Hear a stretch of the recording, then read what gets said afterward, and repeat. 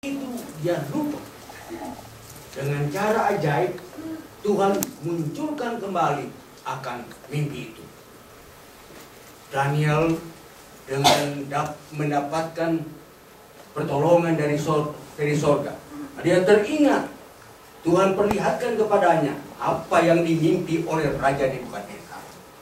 Lalu kemudian Daniel mengatakan, Tuanku, pada waktu Tuanku sedang tidur, Tuanku bermimpi.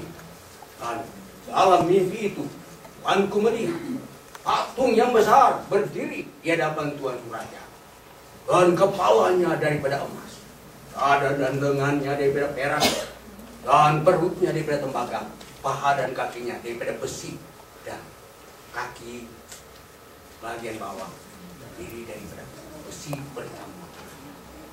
Lalu ia mulai berikan, sesudah dia memberikan mimpinya, maka dia katakan, yang diartikan, yang dilambangkan oleh kepala emas itu kerajaan Babel. Tapi kerajaan Babel itu tidak akan terus menerus, akan diganti oleh kerajaan dunia yang kedua, kerajaan Made Parsi. Lalu kemudian walaupun Made Parsi kuat, akan diganti oleh kerajaan dunia yang ketiga, kerajaan Greka. Mana akan diganti oleh kerajaan dunia yang keempat, Roma. Dan benar terjadi. Kemudian Daniel dengan cepat mengatakan, apakah mimpi ini? Bagaimana sifat mimpi ini? Kita baca bersama-sama Daniel pasal 2 ayatnya ayat ke-45. Daniel pasal 2 ayat ke-45. Mimpi itu adalah benar dan maknanya dapat dipercaya. Mimpi tentang patung itu, mimpi tentang kerajaan Babel akan diganti oleh kerajaan Made Parsi, akan diganti oleh kerajaan Greka, diganti oleh kerajaan Roma. Itu benar dan dapat dipercaya. The dream is true and the interpretation thereof is sure. Kamai Daniel yang katakan di muka raja dunia, mimpi itu benar dan tafsirannya dapat dipercaya. Luar biasa kata-kata ini. Mimpi apa? Bukan hanya mimpi tentang kepala emas itu, bukan saja mimpi tentang Made Parsi, Greka dan Roma dan raja-raja Eropa, pembagian daripada kerajaan, melainkan mimpi dari hal batu gunung yang turun bukan dengan pertolongan tangan manusia. Itu puncak. Semua ini hanya diberikan sebagai latar belakang daripada kerajaan batu yang akan apa? Turun bukan dengan tangan manusia, artinya diperdirikan oleh bukan manusia, melainkan oleh Allah sendiri. Jadi mimpi itu mengenai kerajaan Allah, bukan kerajaan Babel dan selanjutnya. Mimpi itu puncaknya, klimaksnya ialah mimpi tentang kerajaan Babel. Itu kerajaan. Seluruh Alkitab ini, kalau saudara baca betul, akan saudara dapati terdapat 3.573 janji-janji. Perjanjian lama dan perjanjian baru. 3.573 janji-janji. Dan janji tentang masa depan, saudara boleh terka berapa? 1044 dalam Alkitab ini. 1044 janji tentang masa depan. Antara lain yang menjadi, bukan antara lain, yang menjadi sentral dari semua janji-janji Tuhan Allah ialah, coba kita baca, apakah ada di antara janji-janji itu yang tidak digenapi? 1 Raja-Raja 8 ayat 56. Apa ada di antara ribuan janji itu yang tidak digenapi? Kalau tidak boleh baca. Terpujilah Tuhan yang memberikan tempat perhentian kepada umatnya Israel, tepat seperti yang difirmankannya dari segala yang baik yang telah dijanjikannya dengan perantaraan Musa dan hambanya. Tidak ada satupun yang tidak dipenuhi. Dari semua janji Tuhan 3.573, 1044 mengenai masa depan. Janji kenapa? Tidak ada satupun yang tidak digenapi. 100%, 1000 per mil digenapi. Inilah keuntungannya orang yang percaya Alkitab. Dia memiliki janji-janji yang mulia, kata. Dan coba kita sekarang ini mempelajari janji apa yang merupakan top dari semua janji-janji. Kita baca bersama-sama 2 Petrus 3 ayat 13. 2 Petrus pasal 3 ayat 13. Untung sekali orang-orangnya berkumpul malam ini. Mereka mendapatkan janji yang puncak dari segala janji. Petrus 3 ayat 13. Tetapi sesuai dengan janjinya, kita menantikan langit yang baru dan bumi yang baru, di mana terdapat kebenaran. Lihat, api sesuai dengan janjinya. Kita menantikan langit yang baru dan bumi yang baru, di mana terdapat kebenaran. Ditekankan ini langit dan bumi yang baru, berarti langit yang lama ini, bumi yang lama ini akan diganti, akan dihancurkan dan diganti dengan yang baru. Kalau saudara ikuti janji tentang dunia yang baru, langit dan bumi yang baru, saudara-saudaraku yang kasih, sambil menantikan semuanya ini, kamu harus berusaha. Sambil menantikan janji-janji itu, kapan janji-janji itu, kamu harus berusaha supaya kamu kedapatan tak bercacat dan tak bernoda di hadapannya dalam perdamaian dengan Dia. Berusaha supaya didapati, supaya saudara menjadi warga, menjadi imigran dari planet bumi ini, bukan imigran ke barat, entah dari Indonesia, imigran dari timur menuju ke barat, menuju ke Amerika. Yang dulu dalam sejarah, mula-mula Amerika ini disebut The New World. New World, tetapi bukan sama dengan The New World. New World itu hanya nama diberikan, karena Eropa itu the Old World. Imigran-imigran yang akan berangkat bukan dari timur ke barat, melainkan dari bawah menuju ke mana? Langit kedua libat sampai langit ketiga. Bukan main imigran ini, bukan naik Boeing 747, melainkan mereka itu magnet bumi dikalahkan, mereka ditarik oleh magnet surga yang ada di langit yang ketiga. Ini calon-calon masuk imigran ke langit yang ketiga, bukan main-main. Sedangkan ke bulan pun sudah mulia sekali, 240.000 mil di dunia ini. Apalagi ini dengan jarak sinar tahunan sampai ke surga. Imigran dari planet bumi berdosa ini sesudah bertobat akan coba perhatikan orang menuju datang Yesus Kristus. Berapa lama surga kosong? Saudara ingat? Setengah jam, 1 minggu surga kosong. Apa sebab? Mau datang mengeluh-elukan ini VIP, very important person. Pucat-pucat tetapi very important person. Hadir berdosa tapi sudah bertobat, sudah berobat. Kita akan dibawa. Tidak ada bahasa dapat melukiskan pada waktu semua malaikat di surga, 10.000 kali 10.000 dan beribu-ribu, tidak terhitung. Semua kosongkan surga dan berangkat semua ke dunia ini.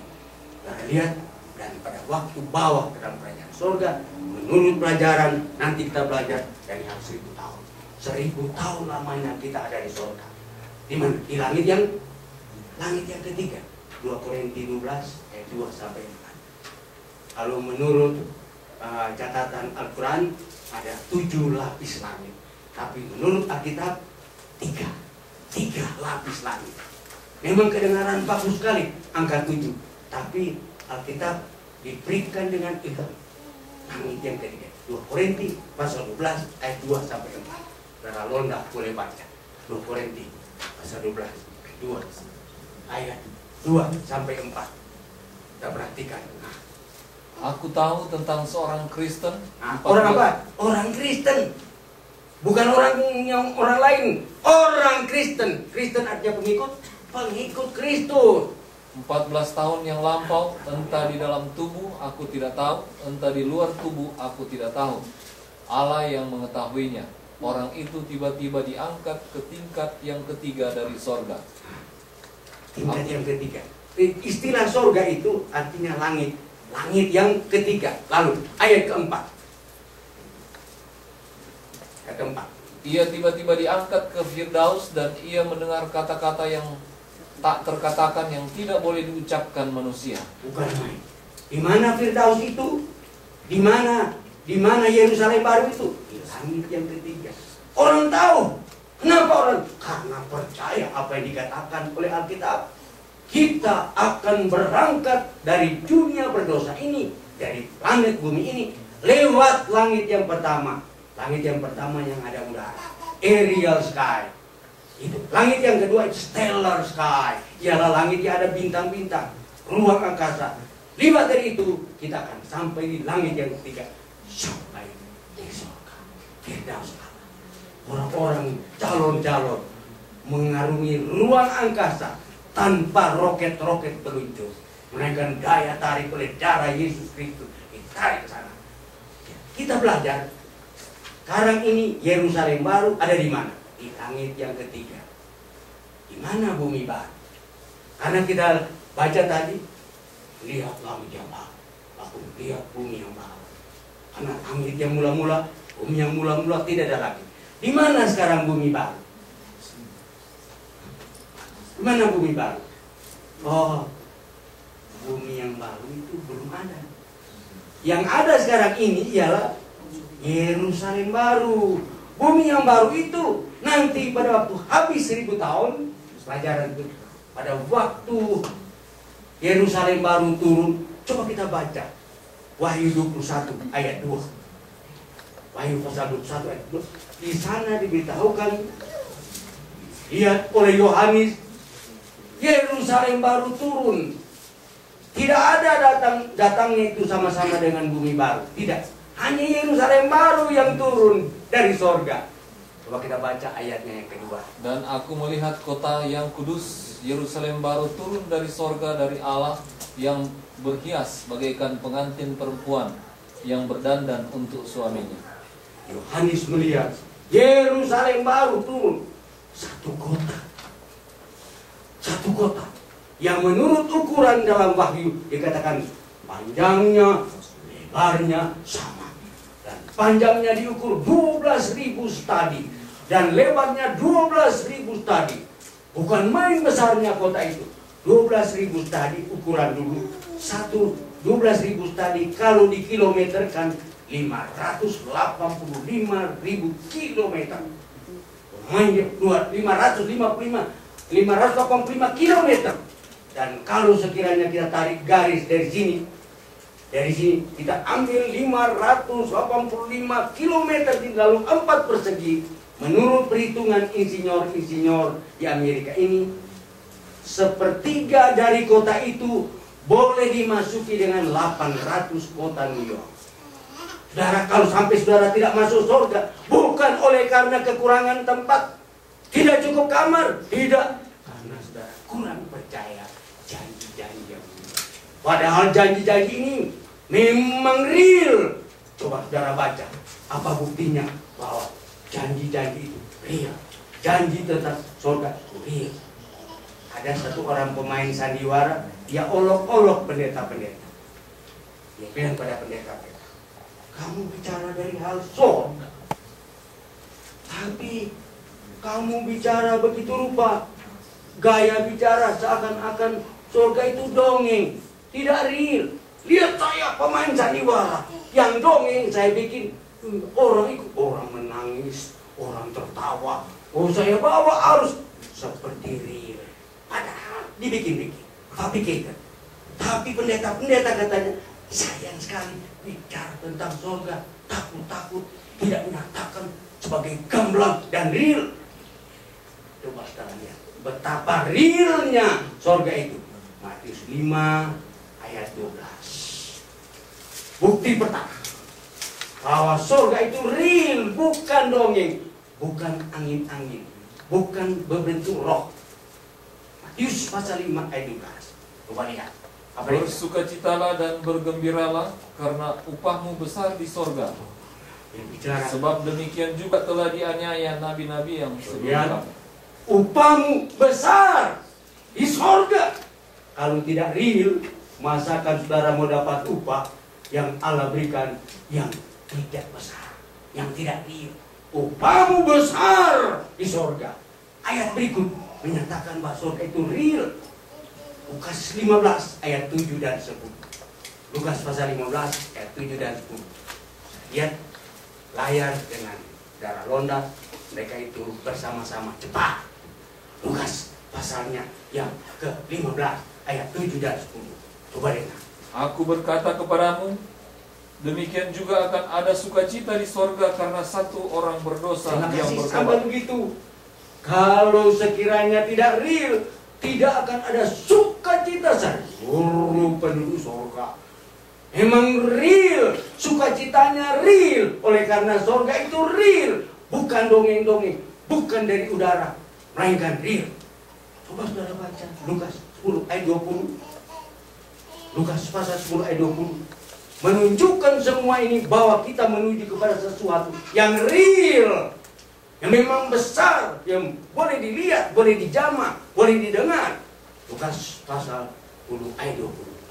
Namun demikian, janganlah bersukacita karena roh-roh itu takluk kepadamu, tetapi bersukacitalah karena namamu ada terdaftar di sorga. Kalau bisa mendaftar, bisa ditulis namamu, real tuh. Kamu jangan kita bersukacita oleh karena setan-setan takluk. Main murid-murid pergi diutus 70 murid balik. Tuhan, kami bangkitkan orang mati. Banyak orang yang dengar pekabaran. Banyak orang sakit kami sembuhkan. Orang pincang kami bikin mereka melompat. Dan setan-setan tunduk. Setan-setan ketakutan pada kami. Mereka pikir Yesus sudah bagus. Begini. Tidak. Yesus bilang, jangan kamu bersukacita oleh karena kamu bisa sembuhkan. Jangan kamu bersukacita oleh karena banyak orang yang mendengar khotbahmu. Jangan kamu bersukacita karena mujizat-mujizat yang kamu perbuat. Melainkan taklah kamu bersukacita oleh karena namamu tersurat di sorga.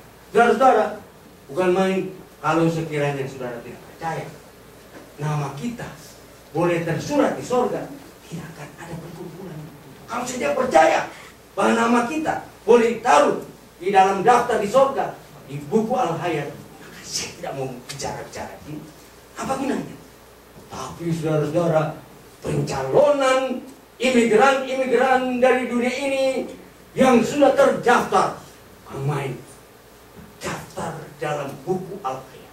Apanya Al-Hayat? Buku kehidupan. Semua mereka yang mau masuk ke dalam kerajaan sorga akan terdaftar. Sudah daftar. Seperti sekarang ini, kalau orang belum terdaftar, tidak bisa. Kalau belum ikut asylum, kalau belum ikut master hearing, belum ikut individual court, belum terdaftar, belum diperiksa, belum diuji, belum tahu, belum terdaftar, belum boleh jadi warga negara, belum boleh jadi citizen. Tapi apabila namamu sudah tersurat dalam buku Al-Hayat, usahakan supaya jangan pernah ditarik, jangan kembali. Bila mana seorang menerima Yesus sebagai juru selamat pribadi, maka namanya sudah tersurat dalam buku Al-Hayat. Nanti kalau dia murtad, dia jadi lemah, dia kembali lagi kepada muntah kejahatan yang dia sudah muntahkan, kembali lagi namanya dicabut dari situ, dimasukkan dalam buku kematian. Calon mati kekal. Tapi saya mengharapkan semua kita di sini terdaftar dalam buku Al-Hayat, dan pada waktu Yesus datang, semua tinggal ini buku, nama-nama dibaca. Nama ini bukan main, banyaknya seperti pasir di laut yang menang. Yang perhatikan, real. Nomor 2, surga itu dan dunia baru itu disediakan untuk mereka yang bersedia. Real surga itu untuk mereka yang yang bersedia. Karena surga itu, Yerusalem baru, disediakan khusus, sengaja dipersiapkan untuk siapa? Mari kita baca bersama-sama. Matius 25 ayat 34. Karena Tuhan Yesus bukan tidak disediakan, sudah lama disediakan, lama dipersiapkan. Anda punya kedatangan di sana diperhitungkan oleh malaikat, oleh Roh Kudus, oleh Tuhan Yesus, oleh Allah Bapa. Matius 25 ayat 34. Dan raja itu akan berkata kepada mereka yang di sebelah kanannya, Mari, hai kamu yang diberkati oleh Bapakku, terimalah kerajaan yang telah disediakan bagimu sejak dunia dijadikan. Kapan dunia jadikan? 6.000 tahun lalu sudah siap. Allah Bapa sudah siap, Allah Anak sudah siap, malaikat sudah siap, Roh Suci sudah siap. Siapa yang belum siap?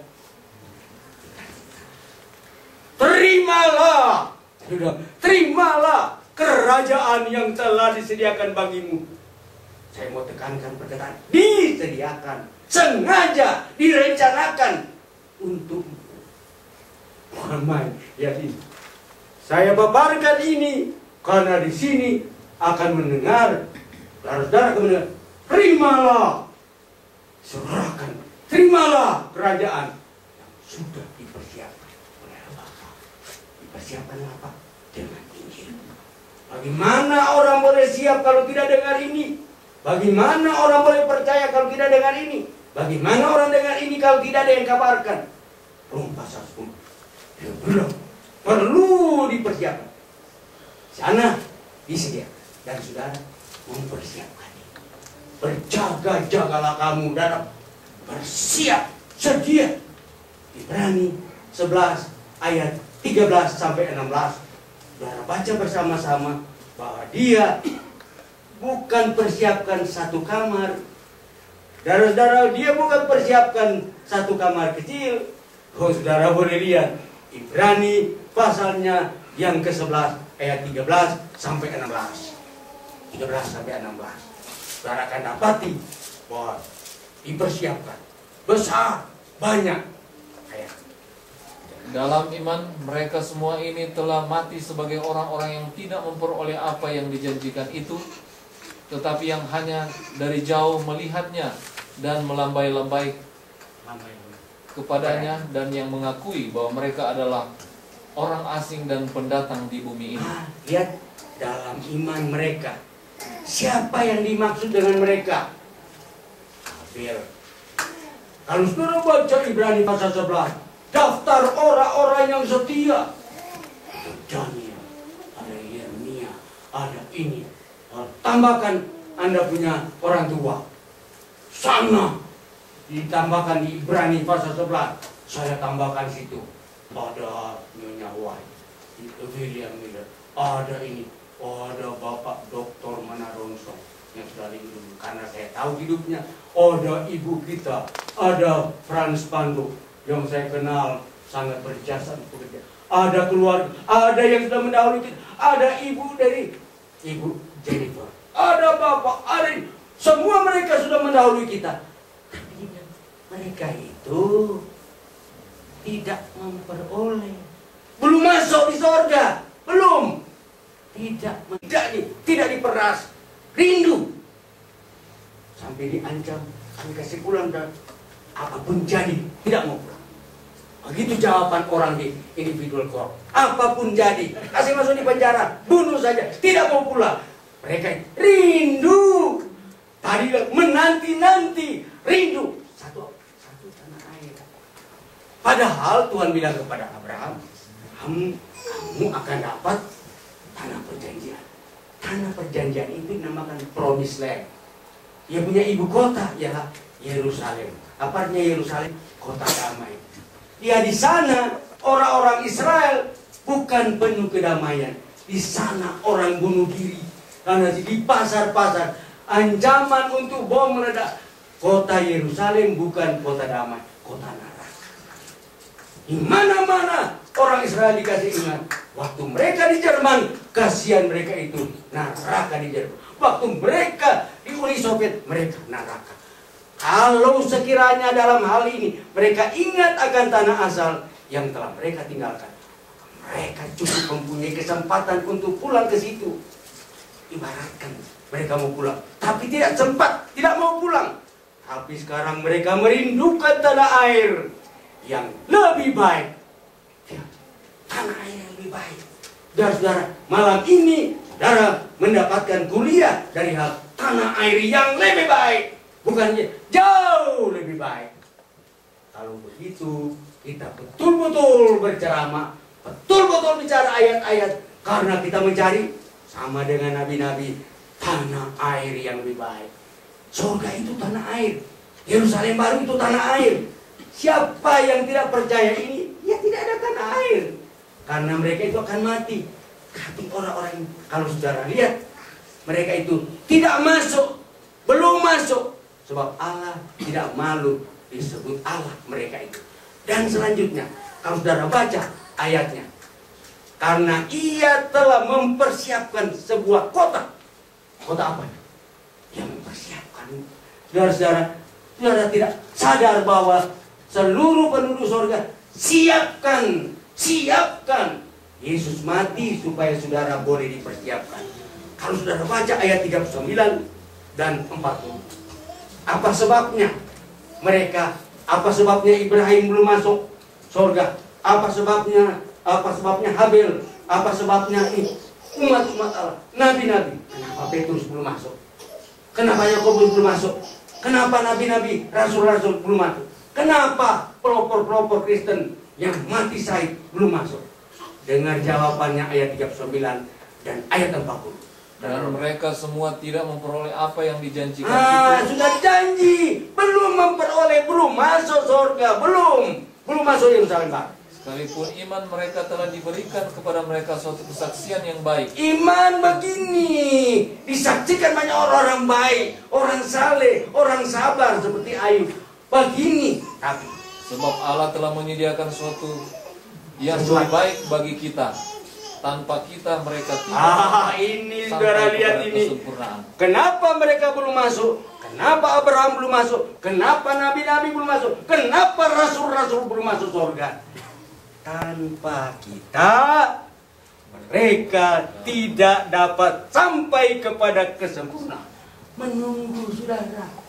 Bukan mari kita ditunggu.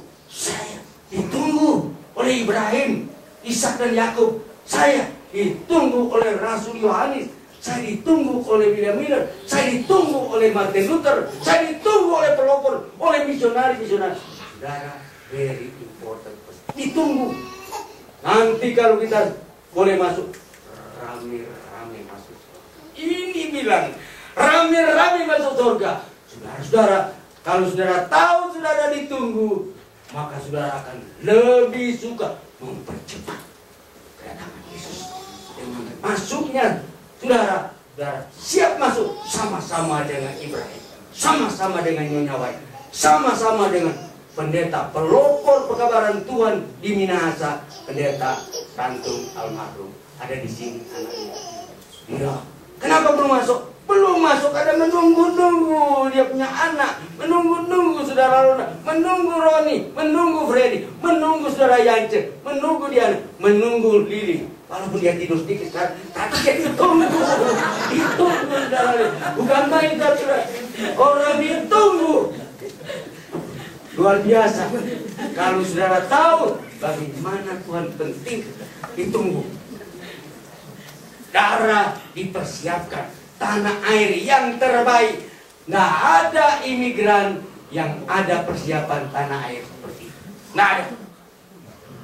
Tanah air itu satu, real. Dua, disediakan bagi orang yang mau bersedia. Lalu tanah air itu bersih. Kalah Manado, dapat medali berapa kali. Kalah Manado, coba kalah. Indonesia ini bagus, bersih, kalah. Seluruh dunia ini kalah. Coba saudara baca Wahyu 21 ayat 27. Tidak ada apa. Kamu lihat Yohanes. Wahyu 21 ayat 27. Apa guna kita dari dunia yang kotor ini lalu imigran ke dunia yang kotor? Tidak, coba lihat. tetapi tidak akan masuk ke dalamnya sesuatu yang najis. Nah, semua yang kotor tidak boleh masuk. Perkataan-perkataan kotor tidak boleh masuk. Pikiran kotor tidak boleh masuk. Apalagi perbuatan kotor. Semua yang kotor-kotor dinamakan najis. Hebat. Tidak boleh masuk. Ibarat kalau ada penguasa pelabuhan ini, semua narkotika tidak boleh masuk. Semua minuman keras tidak boleh masuk. Semua rokok tidak boleh masuk. Semua orang, semua tidak boleh. Di sana yang najis tidak boleh masuk. Jelas sekali. Berarti belum dipersiapkan. 1 Korintus 6 ayat 9 dan 10. Ada lagi. Mungkin ada di sini. Tidak boleh masuk. Lagi bertobat. Coba baca. 1 Korintus 6 ayat 9 dan 10. Tidak boleh masuk juga ini. Mungkin ada di sini yang mendapatkan ayat ini. Jangan marah sama saya. Karena begitu persyaratannya. Kalau mau masuk, coba dengar. Atau tidak tahukah kamu bahwa orang-orang yang tidak adil tidak akan mendapat bagian dalam kerajaan Allah? Kalau mau masuk sana harus adil. Terus janganlah sesat. Orang cabul, penyembah berhala, tidak boleh masuk. Orang berzina tidak boleh masuk. Banci tidak boleh masuk. Apanya banci? Banci ini tidak ada pendirian. Datang satu orang, dia ikut arus. Datang lagi, begini, dia ikut begini. Tidak ada pendirian. Banci namanya. Nah, Alkitab yang bilang, tidak boleh orang yang tidak ada pendirian masuk surga. Harus berani mati karena mau merindukan. Masuk, berani mati. Ini ada pendirian. Tidak ada orang yang tidak ada pendirian. Terus, saudara. Orang pemburik, pencuri, orang kikir, tidak boleh masuk ya. Pemabuk, ya. Pemfitnah dan penipu tidak boleh. Tidak akan mendapat bagian dalam kerajaan Allah. Bukan main, saudara-saudara. Sampai sana. Tidak ada pembohong. Tidak ada ini. Tidak ada yang pikiran najis. Tidak ada yang pikiran kotor. Semua bibir bersih, semua badan bersih, ini mata bersih. Tidak boleh orang yang mata keranjang masuk sana. Tidak boleh. Tidak boleh. Nanti dia lihat malaikat yang cantik. Tidak boleh orang yang pada waktu masuk di surga. Tuhan Yesus katakan apa? Waktu kita masuk surga akan datang waktunya. Kamu tidak minta apa-apa. Sesudah dapat sifat baka kekal. Tidak ada lagi yang mau diminta. Tuhan minta obat. Ada lagi orang sakit dan orang tidak minta apa. Nanti di surga ada lagi mau minta apa. Sudah dapat hidup kekal. Orang keji, pemabuk tidak boleh masuk sana. Orang najis tidak boleh masuk sana.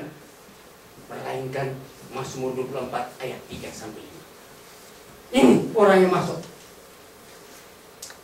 Mazmur pasal 24 ayat 3 sampai 5. Inilah keuntungannya kalau dengar firman Tuhan.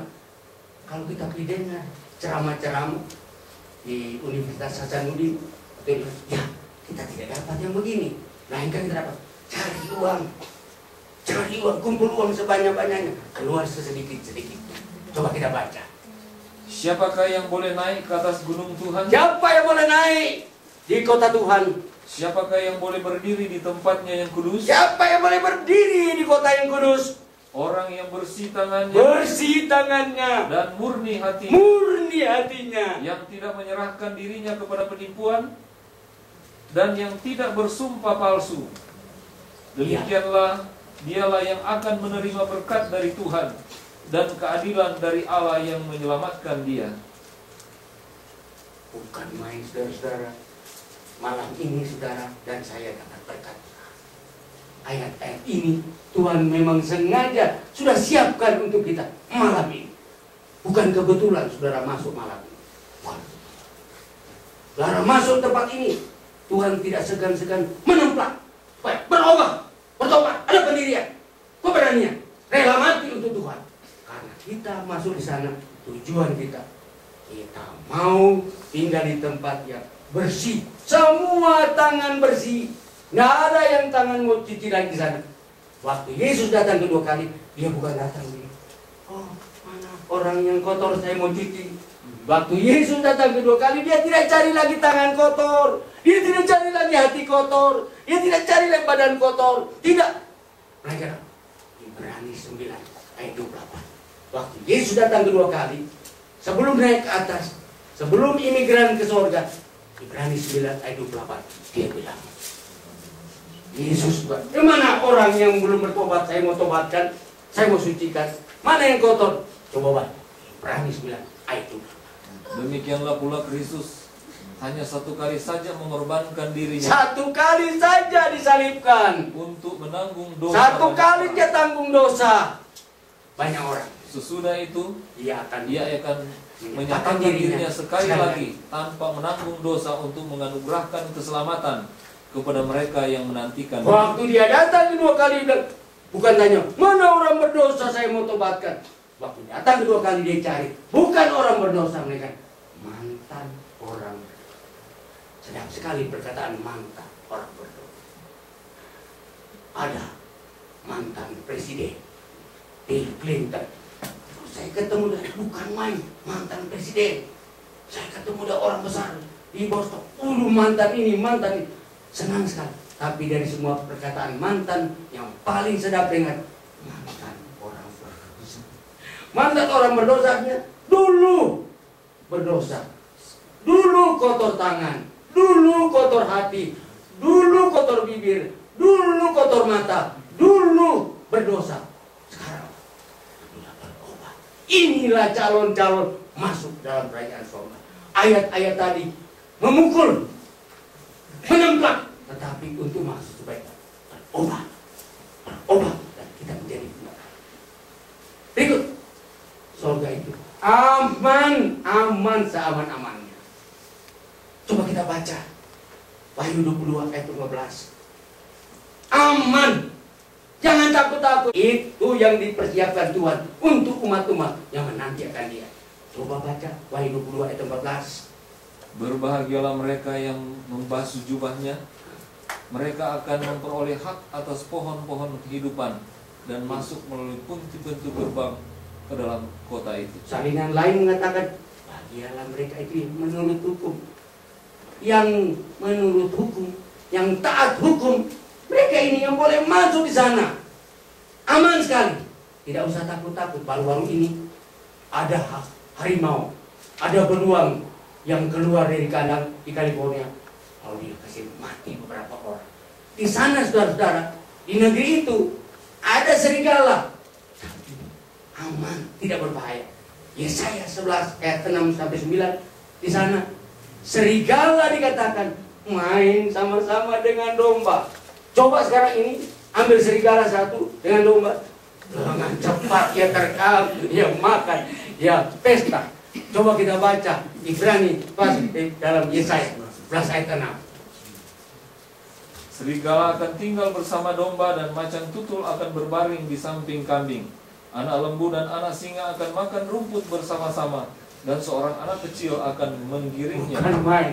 Tidak ada bayangannya itu. Ada domba jalan sama-sama, pesiar sama-sama, bergandengan dengan serigala, bergandengan dengan singa. Bukan main. Anak kecil seperti Zeron, ya pegang-pegang serigala dan singa. Singa. Oh, coba sekarang ini kasih dekat dengan dia. Berapa lama habis. Tapi waktu itu barang yang lama, dosa yang menyebabkan singa jadi ganas. Habis dosa, habis keganas. Manusia ganas tidak ada di sana. Binatang-binatang ganas tidak ada kuman, tidak ada nyamuk, tidak ada apa, tidak ada kejelaan. Dan di sana dikatakan tidak ada apa. Oh, perawat-perawat saudara, siapa yang pekerjaan CNA di sini? CNA, enggak. CNA itu dokter-dokter dan pembuat-pembuat obat dan semua yang kerja rumah sakit tidak takut sana. Tidak akan ada. Coba saudara baca dalam Yesaya 33 ayat 24. Yesaya 33 ayat 24. Dipastikan dunia ini cari-cari ada asuransi untuk pengobatan, medical insurance. Main kalau dapat medical insurance $170 tiap bulan supaya dapat pengobatan gigi, kacamata, $175. Di sana coba baca. Tidak seorang pun yang tinggal di situ akan berkata, aku sakit. dan semua penduduknya akan diampuni kesalahannya. Waduh, tidak ada orang lain. Saya sakit kanker. Tidak ada dulu saya sakit darah tinggi. Saya sakit. Apa sebab? Semua penyakit barang lama habis. Tidak ada lagi sakit gila babi. Tidak ada gila sapi. Tidak ada flu burung. Semua itu habis. Bukan main. Dan orang tidak menjadi tua. Apa sebab? Dikasih makan buah pohon al-hayat. Buah pohon al-hayat dia makan. Makin dia makan satu. Lama kelamaan nih tambah umur panjang. Lebih dari umur pohon. Ada yang pohonnya 4.000 tahun sekarang ini di California. Lebih dari itu. Tidak usah pasang lilin. Kalau saya bulan Desember tanggal 13 nanti saya pasang lilin 75 lilin. Di sana. Calon presiden bicara apa? Social security. Bicara tentang jaminan kesehatan, jaminan masa tua. Di sana tidak ada orang jadi tua. Tidak ada orang yang sakit. Tidak ada yang sakit. Dan di sana binatang buas. Habis semua. Tidak ada laknat lagi di sana. Pada akhirnya orang akan menoleh ke belakang. Tinggal jadi kenangan. Ketemu di pohon al-hayat. Di sini. Saudara, ibu hujan. Ada apa? Saya mau petik. Itu pohon. Lalu kemudian jalan-jalan dari emas. Di samping jalan, di sungai ada sungai al-hayat. Orang lihat suka main sungai al-hayat. Tidak ada ikan mati, tidak ada apa-apa yang mati. Oh, sungai yang paling indah yang pernah kita lihat. Barang yang belum pernah lihat mata, belum pernah didengar. Lalu kemudian saya lihat meja dia petik. Ini petik.